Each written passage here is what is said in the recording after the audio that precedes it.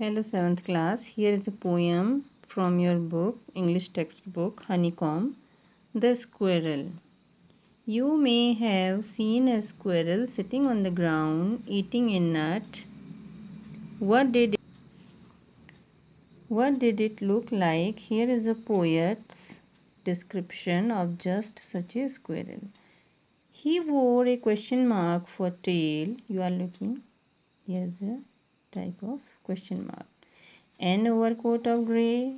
He sat up straight to eat a nut. He liked to tease and play. And if we ran around his tree, he went the other way. Mildred Bowers Armstrong is the poet of this poem. Now we will read the second lesson of your English textbook Honeycomb, A Gift of Chappals. Before you read, Mridu is a young girl growing up in Madras, now called Chennai, with Tapi, her grandmother, and Tata, her grandfather. One afternoon, Tapi takes her to her aunt Rukumani's house to meet her cousins Lali, Ravi, and Meena. Now, first part. A smiling Rukumani threw open the door. Ravi and Meena rushed out and Ravi pulled Mridu into the house. Wait, let me take off my slippers, protested Mridu. She set them out neatly near a pair of large black ones. Those were grey. Actually, with dust, you could see the clear mark of every toe on the front part of each slipper. The marks for the two big toes were long and scrawny.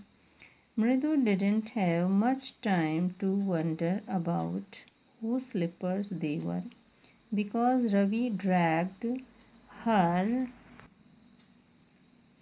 to the backyard behind a thick bitterberry bush. There, inside a torn football lined with sacking and filled with sand, lay a very small kitten lapping up milk from a coconut half shell.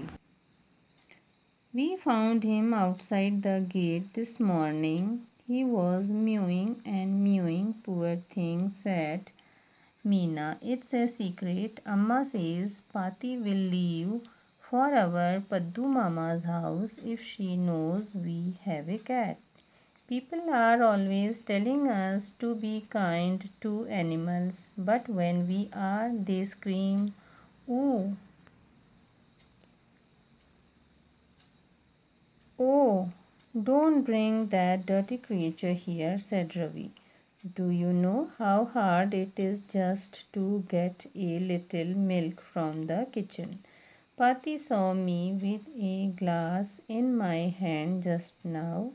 I told her I am very hungry. I want to drink it, but the way she looked at me, I had to drink most of it to throw her off the scent.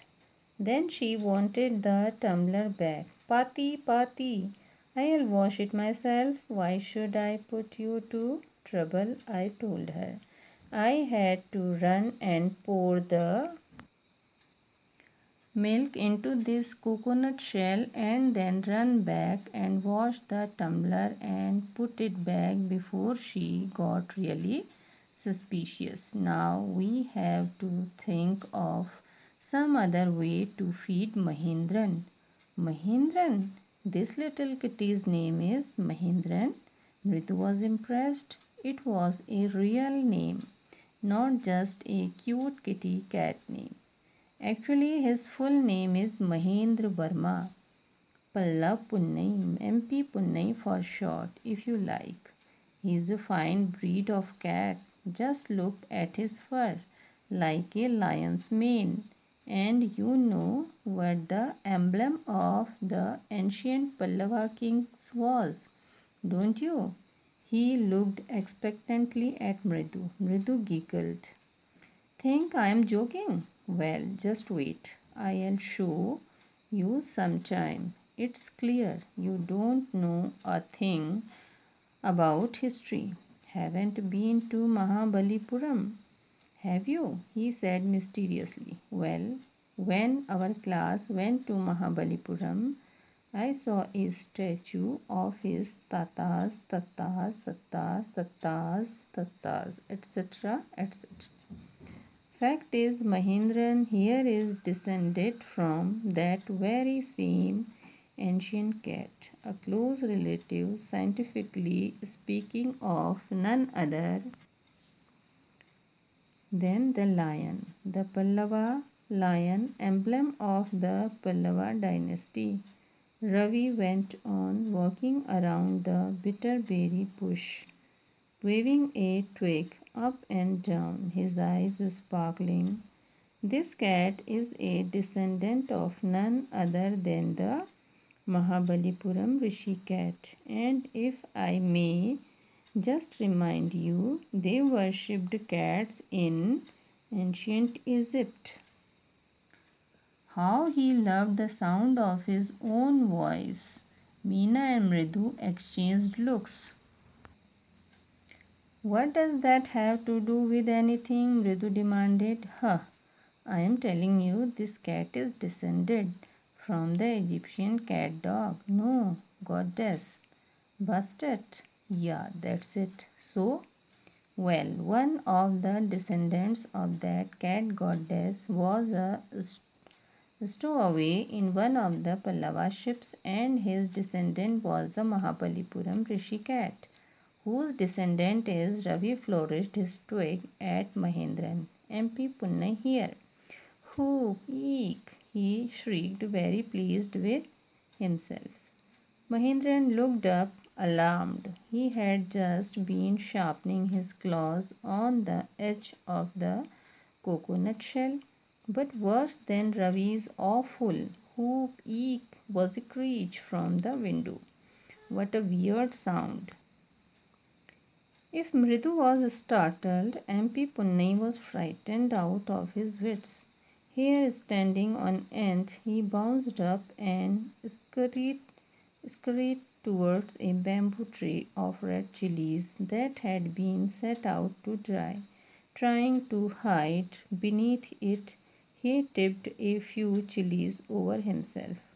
Meow, he howled miserably.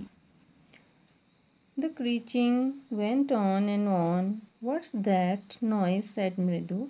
That's Lali learning to play the violin, grunted Ravi. She will never learn a thing. The music master just goes on playing like a train, whizzing on and on, while Lali is all the time derailing, going completely off track.